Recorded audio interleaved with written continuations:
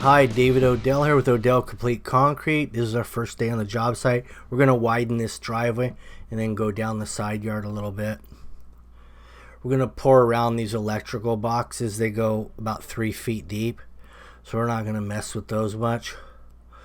We're just going to pour around them. The nice thing about them, they're about level with the driveway right now,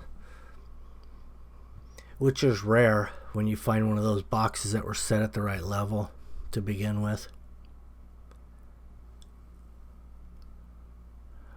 Well, that's the whole scope of it, from this little area here and then the driveway widening.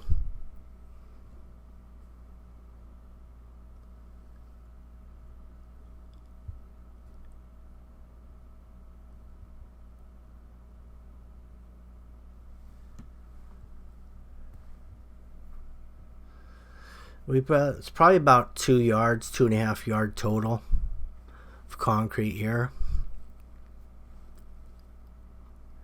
We're going to go in at 4 inches deep, 3,000 psi.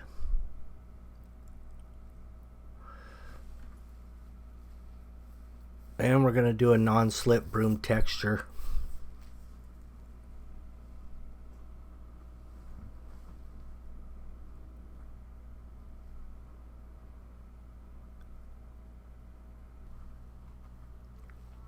So taking a look in there, that's when you discovered how deep that really was. It's probably about 3 or 4 boxes stacked to get down to the bottom of the depth of the wires. So this string line right here just kind of establishes the grade going out and how much slope you have.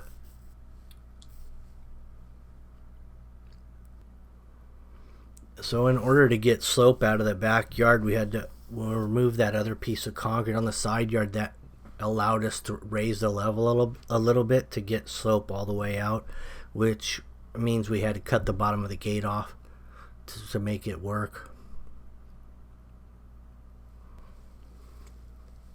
That's a vinyl fence in between the property line. Fencing there is vinyl, and you really don't want to pour against her because you don't want to pour against those because they're so flimsy that just the weight of the concrete, even though it's only 4 inches deep, will actually bow the vinyl fence. So it's best if you can put some kind of a straight edge in there to protect the vinyl.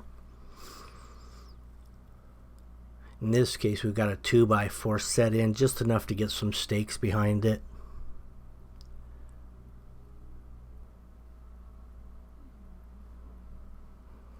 So we're going to use number 3 rebar, which is 3/8 inch diameter, 20 foot lengths, approximately 2 foot centers both directions.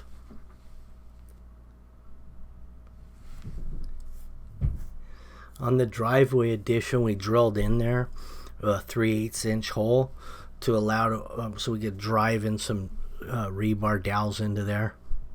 Just some drill and drive, real simple.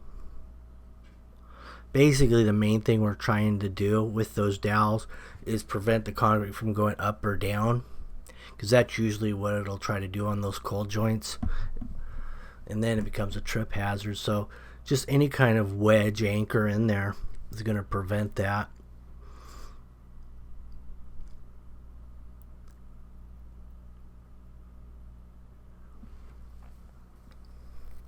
So this is ready to pour at this point.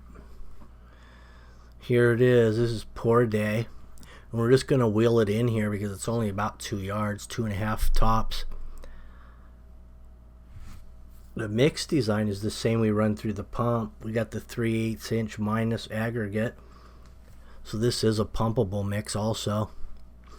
And you can see the splattering on that vinyl, which is typical when you wheelbarrow. You're going to get a lot more splattering when you're wheeling rather than pumping. But the nice thing about vinyl, the concrete really doesn't stick to it, so it's easy to knock off even when it's dry. And we're going to go ahead and cut the joints in. We're going to have a couple off of each corner of the electrical boxes, corner of the house, one probably at the gate. Just kind of make it uniform. Double check the concrete levels as you go down on it. Make sure it's sloping in the right direction still.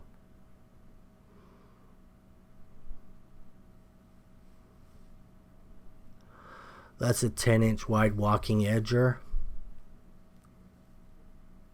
Then on the other side we have a 6-inch wide hand edger, 1/2 inch radius.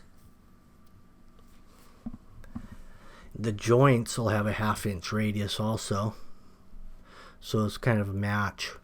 The outside edge 1/2 inch, the joints 1/2 inch radius. Although they go a little deeper on the joints, they go about 3/4.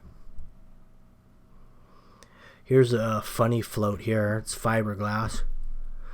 Nice tool to have, you know, getting in these tight areas.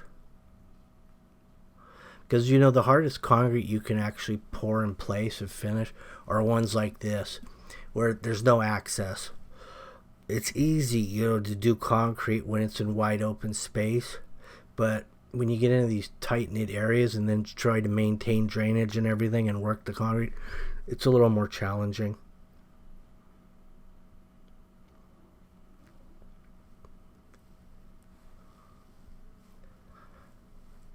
We got the fiberglass sliders coming down on the boards.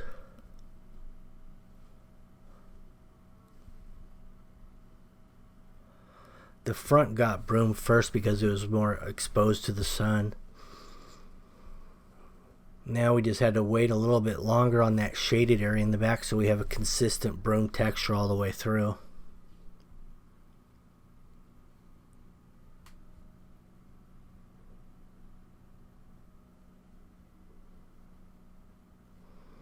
There's quite a bit of slope. If you look at that weep screed of the house, which is level, you can see there's about 4 inches of slope from the front to where we started the pour to the front of the house. So it's plenty of slope coming out of here.